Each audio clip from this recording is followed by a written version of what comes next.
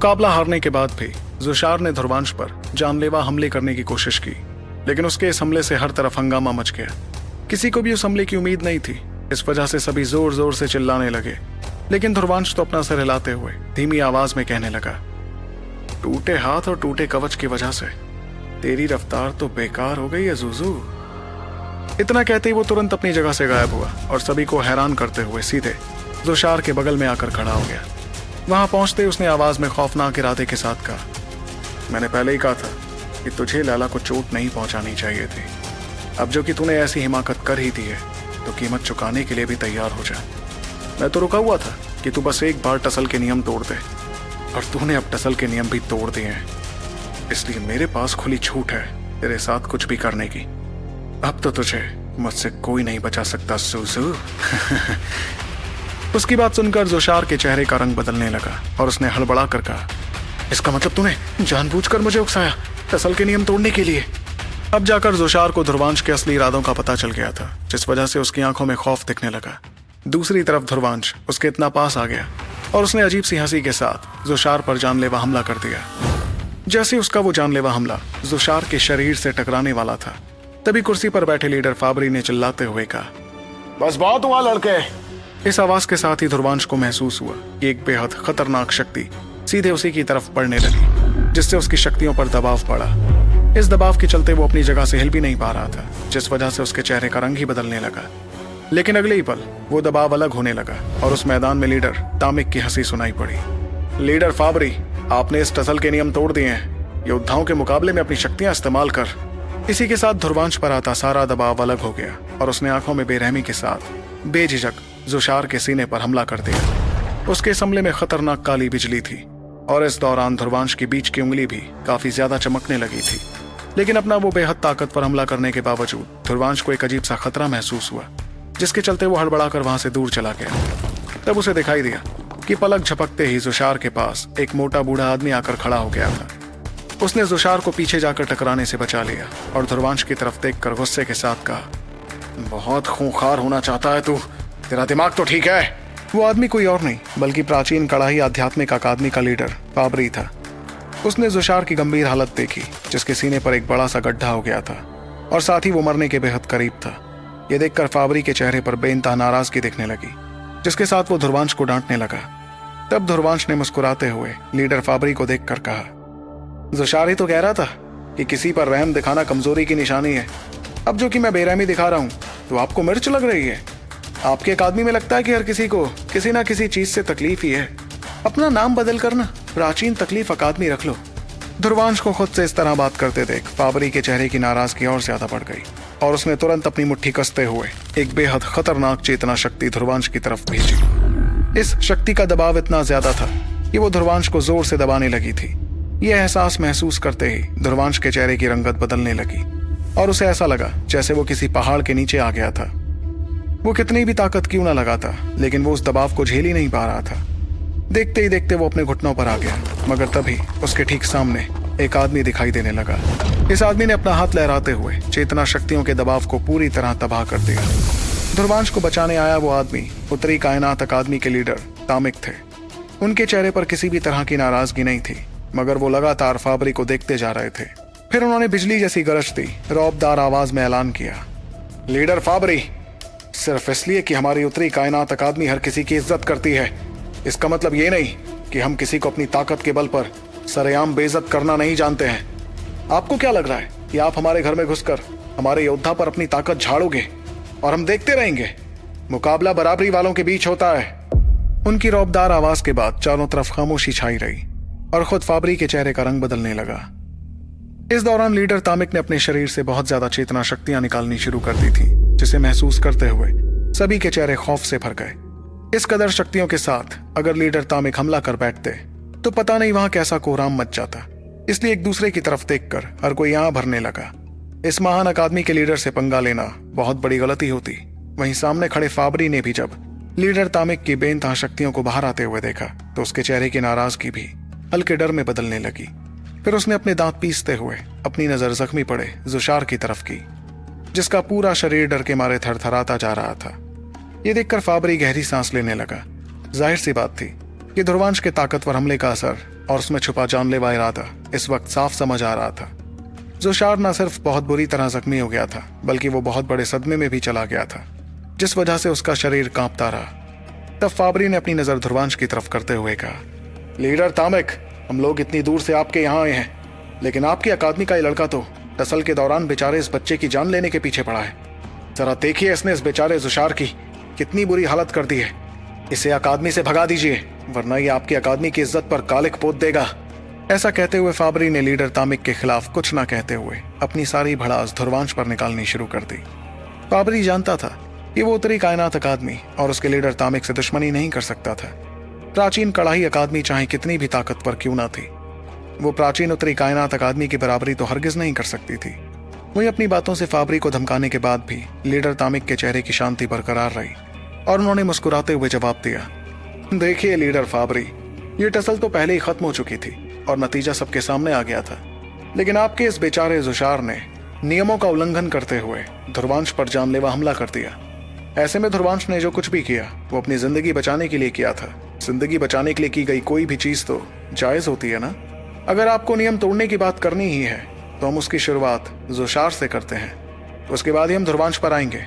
तो बताइए, सबसे पहले जोशार को क्या सजा दी जाए, या फिर इस मामले को यहीं रफा दफा करें? लीडर तामिक की बात सुनते हुए फाबरी के चेहरे पर परेशानी और गुस्सा साफ दिख रहा था। फिर उसने एक नजर जोशार की तरफ देखा, जिसकी हालत पहले ही बहुत बुरी थी। ऐसे में ध्रुवांश को सजा दिलाने से पहले जोशार को खुद सजा लेनी पड़ती, और मौजूदा हालत में तो वो शायद सजा के साह से भी मारा जाता।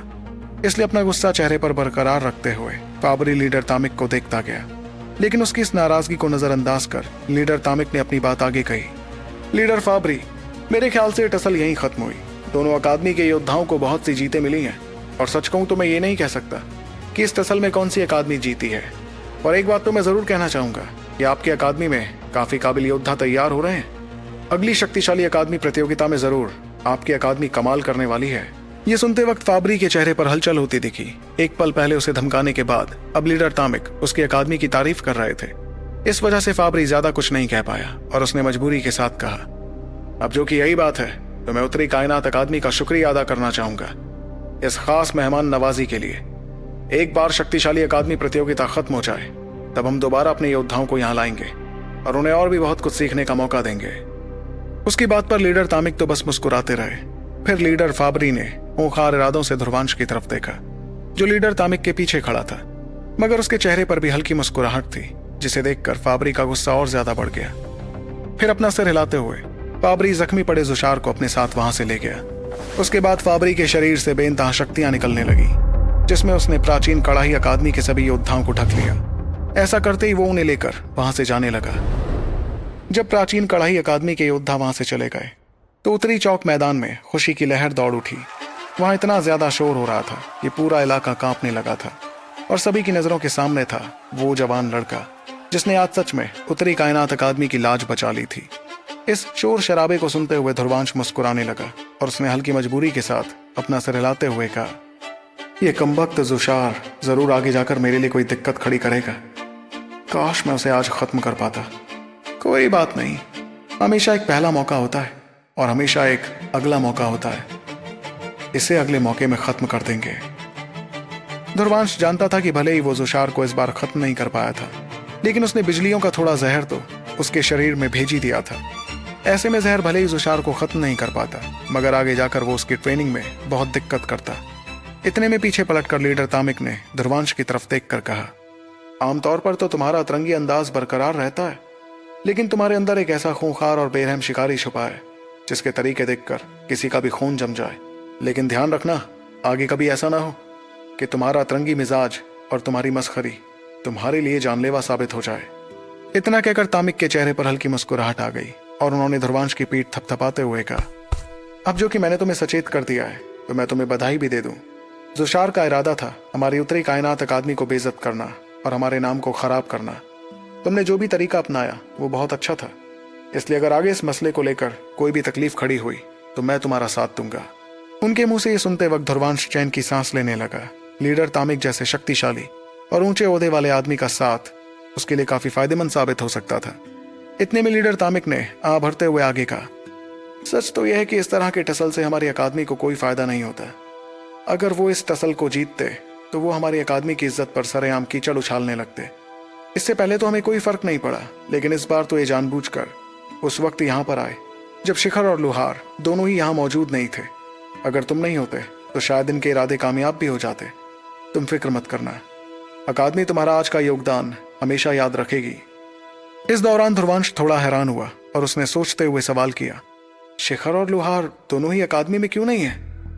यह सुनकर लीडर तामिक ने उसे बताया, वो दोनों एक साथ मिलकर घबरा चुनौती के लिए बाहर गए हैं। उनकी चुनौती है माइलान को खत्म करने की। माइलान का नाम सुनते वक्त ध्रुवांश के चेहरे पर हल्की परेशानी दिख रही थी। इससे पहले उसकी माइलान से भी मुलाकात हुई थी और उस वक्त अगर किस्मत से शिखर वहां नहीं आता तब तो ध्रुवांश की जिंदगी पर बहुत बड़ा खतरा मंडराने लगता। लेकिन अब चीजें काफी बदल गई थी और ध्रुवांश की ताकत बहुत ज्यादा बढ़ चुकी थी। इसलिए अगर आगे कभी उसका सामना माइलान से होता तो वो ध्रुवांश की जिंदगी तो खत्म नहीं कर पाता। इस दौरान उसकी आंखों में दिखती चमक को देखकर लीडर तामिक ने उससे कहा, देखो बेटा, इस वक्त तो तुम्हारा तजुर्बा बहुत कम है, लेकिन आगे जाकर अगर तुम चाहो तो इतनी खतरनाक घबरा चुनौतियों पर जा सकते हो। फिलहाल तो तुम अपना पूरा ध्यान कड़ी ट्रेनिंग में लगाते रहो। मैं चेतना पथ के कुछ मामलों के बारे में जानता हूँ। तुम्हारा वो दुश्मन अबरार किसी महीने में मामूली तो हरगिज नहीं है। वो जानते थे कि भले ही ध्रुवांश की ताकत काफी ज्यादा थी, लेकिन वो उसे इतनी जल्दी इतनी ज्यादा खतरनाक घबरा चुनौतियों पर जाने तो नहीं देने वाले थे। अगर गलती से भी उसे कुछ हो जाता तो उत्तरी कायनात अकादमी को बहुत ज्यादा नुकसान होता। वहीं अबरार का जिक्र उनके मुंह से सुनकर ध्रुवांश के चेहरे पर हैरानी दिखने लगी। वो सोच रहा था कि आखिर लीडर तामिक को कैसे उसके और अबरार की दुश्मनी का पता था। इतने में लीडर तामिक ने उसे समझाते हुए आगे कहा, अबरार को अपने साथ शामिल करने के लिए धर्मपाल अकादमी ने बहुत से पैतरे आजमाए थे, इसलिए वो उसे ट्रेन करने में कोई कसर नहीं छोड़ रहे हैं। इसके अलावा उस लड़के की काबिलियत भी करोड़ों में एक है। ऊपर से उसकी आत्मावृत्ति भी कमाल है। आने वाली शक्तिशाली अकादमी प्रतियोगिता में धर्मपाल अकादमी का सबसे बेहतरीन योद्धा अबरार ही होगा। ध्रुवांश भी ये सुनते वक्त अपना सिर हिलाने लगा। अबरार की काबिलियत और उसकी ताकत पर ध्रुवांश को सवाल तो हरगिज नहीं था। चेतना पथ पर सिर्फ एक वही था जो ध्रुवांश के लिए सबसे ज्यादा मुश्किल खड़ी कर पाया था। आखिर में उसकी साजिश का नतीजा था कि ध्रुवांश चेतना पथ से बाहर कर दिया गया था। इसका मतलब ताकतवर के साथ साथ अबरार बहुत ज्यादा शातिर भी था, मगर ध्रुवांश भी तैयार था उससे अपना बदला पूरा करने के लिए। लीडर तामिक मुस्कुराते हुए ध्रुवांश से आगे कहने लगे, अगर धर्मपाल अकादमी अपने उस योद्धा के लिए कोई कसर नहीं छोड़ रही है तो हम कैसे तुम्हें यूं ही जाने देंगे। तुम्हें बुजुर्ग उत्तरी दरिया ड्रैगन से कुछ फायदे हासिल हुए हैं, इसलिए तुम्हारी ताकत बढ़ गई है, लेकिन तुम एक काबिल योगी भी हो ना। ऐसे में तुम उस महीने में तो थोड़ा अटका हुआ महसूस कर रहे होंगे। इस पर ध्रुवांश को हामी भरते हुए अपना सिर हिलाते देख लीडर तामिक ने कहा, बुजुर्ग ड्रैगन चेतना कलाओं के बारे में कुछ नहीं जानते हैं, इसलिए एक बेहतर योगी बनने में वो तुम्हारी मदद हरगिज नहीं कर पाएंगे। इतना कहते उन्होंने अपने पास से एक पर्ची निकाली जिस पर उन्होंने अपना नाम लिख दिया। फिर तामिक नाम लिखी वो पर्ची उन्होंने ध्रुवांश को पकड़ाते हुए कहा, इसे अपने साथ रखना और कल बुजुर्ग दृष्टि के पास चले जाना। इस उत्तरी कायनात अकादमी में सबसे बेहतरीन योगी वही हैं, वो तुम्हारी मदद कर सकती हैं एक अच्छा योगी बनने में। तो क्या होगा जब ध्रुवांश पहुंचेगा बुजुर्ग दृष्टि के पास बेहतर योगी बनने? जानने के लिए आपको सुनना होगा सुपर योद्धा, सिर्फ पॉकेट FM पर।